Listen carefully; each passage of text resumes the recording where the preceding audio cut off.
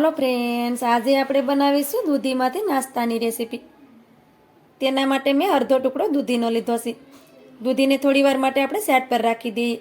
પહેલાં આપણે દૂધીને નથી ખમણવાની. પહેલાં તેના માટે આપણે મસાલા બનાવી અને રેડી કરીશું. તેના માટે આપણે મિક્સરનું જાર લઈ લઈશું. પહેલાં આપણે દૂધીને ખમણી લેશું તો દૂધી આપણી કાળી પડી જશે. હવે તેમાં આપણે 8 થી 10 લસણની કળી નાખી દઈએ. એક આપણે તીખું મરચું નાખી દઈએ.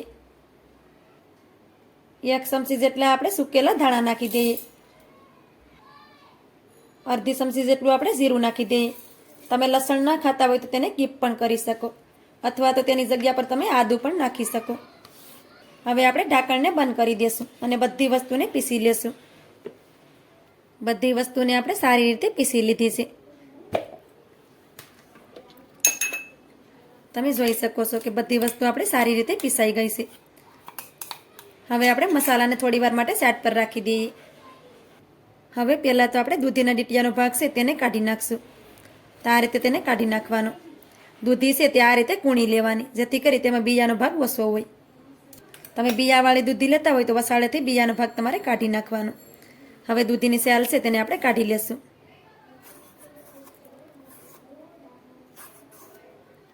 વધારે મોટા બિયા હોય દૂધીના તો નાસ્તામાં તે સારા નથી લાગતા. દૂધીના બિયા છે તે આ રીતે કૂણા હોય તો તેને આપણે નાસ્તામાં નાખીએ તો પણ ચાલે, પણ વધારે મોટા બિયા હોય તો તેને તમારે કાઢી નાખવાના. આ રીતે આપણે દૂધીમાંથી સેલ છે તેને કાઢી લીધી છે.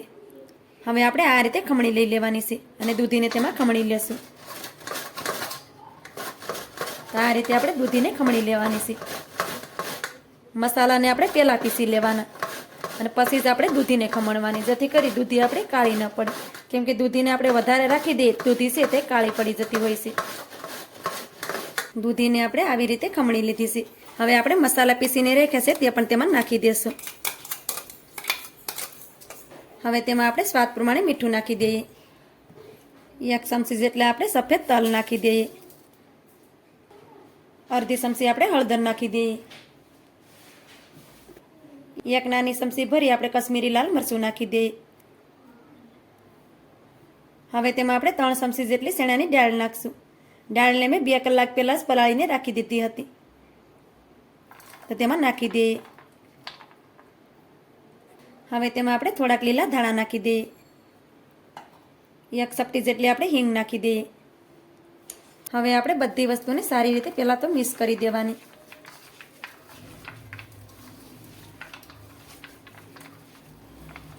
તો બધી વસ્તુને આપણે સારી રીતે મિક્સ કરી દીધી છે. હવે તેમાં આપણે ચોખાનો લોટ નાખીશું.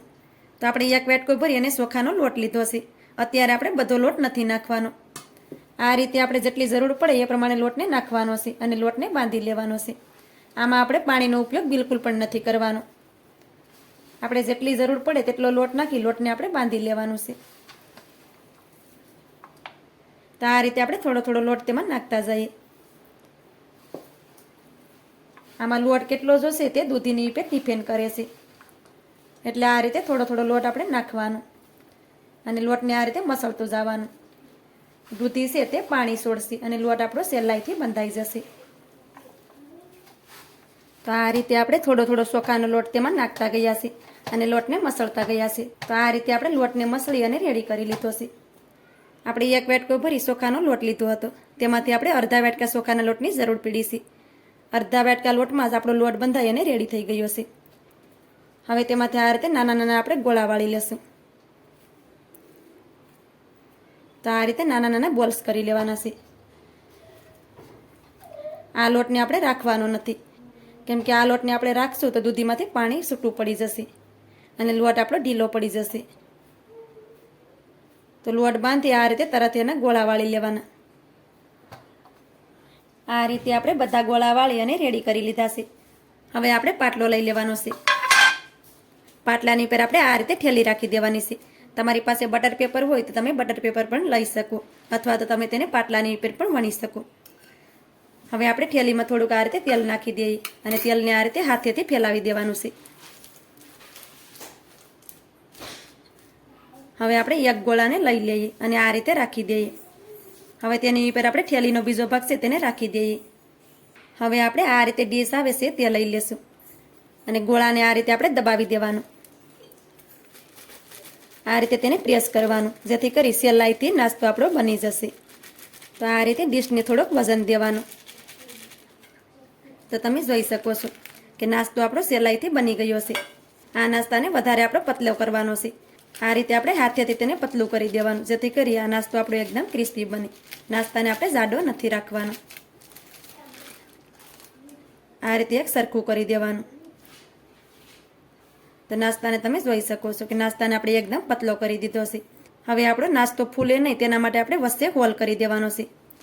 તો આ રીતે હોલ કરી દેવાનો, જેથી કરી નાસ્તો આપણો ફૂલે નહીં, કેમ કે આ નાસ્તાને આપણે ક્રિસ્પી કરવાનો છે. તો આ રીતે હોલ કરી દેવાનો.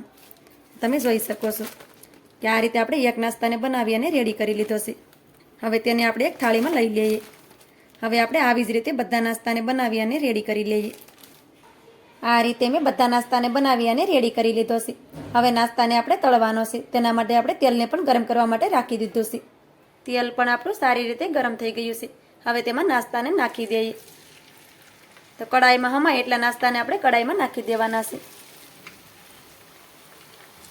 તો આ રીતે કડાઈમાં આપણે 3 નાસ્તાને નાખી દીધા છે. થોડી વાર માટે તેને એક સાઈડમાં સડવા દઈએ. થોડી વાર થાય એટલે નાસ્તાને આપણે બીજી સાઈડમાં પલટાવી દઈશું.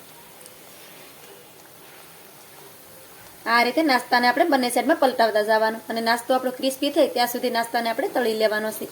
આ નાસ્તાને આપણે ક્રિસ્પી કરવાનો છે. તો આ રીતે બંને સાઈડમાં નાસ્તાને ફેરવતા જવાનું અને નાસ્તો આપણો ક્રિસ્પી થાય ત્યાં સુધી તેને તળી લેશું. નાસ્તાને આપણે બંને સાઈડમાં ફેરવતા ગયા છે અને નાસ્તો આપણો ક્રિસ્પી થઈ ગયો ત્યાં સુધી નાસ્તાને આપણે તળી લીધો છે. નાસ્તાને તમે જોઈ શકો છો કે નાસ્તો આપણો ક્રિસ્પી બની ગયો છે. હવે તેને કાઢી લઈએ. તો નાસ્તાને આપણે ઝારામાં લઈ લેશું, જેથી કરી વધારાનું બધું તેલ નીકળી જાય. આ રીતે આપણે બધા તેલને કાઢી લેવાનું. તમે જોઈ શકો છો કે નાસ્તો આપણો એકદમ ક્રિસ્પી બન્યો છે. તો આ રીતે નાસ્તાને તમે જોઈ શકો છો કે નાસ્તો આપણો એકદમ ક્રિસ્પી થયો છે. તેમાં તેલ તો બિલકુલ પણ નથી રહેતું. હવે નાસ્તાને આપણે એક થાળીમાં કાઢી લઈએ. હવે આપણે આવી જ રીતે બીજા નાસ્તાને તળી અને રેડી કરી લઈએ. આ રીતે આપણે બધા નાસ્તાને તળી અને રેડી કરી લીધો છે. નાસ્તાને તમે જોઈ શકો છો કે નાસ્તો આપણો એકદમ ક્રિસ્પી થયો છે. આ નાસ્તો સાની સાથે પણ ખાવામાં ખૂબ જ ટેસ્ટી લાગે છે. તો એકવાર ચોક્કસથી બનાવજો. તમારી આજની રેસીપી તમને સારી લાગી હોય તો લાઈક કરી કોમેન્ટ કરી દેજો. ચેનલ પર નવા હોય તો ચેનલને સબસ્ક્રાઈબ કરવાનું ભૂલતા નહીં. તો મળીએ એક આવી જ નવી રેસીપીની સાથે. ત્યાં સુધી બધાને જય માતાજી.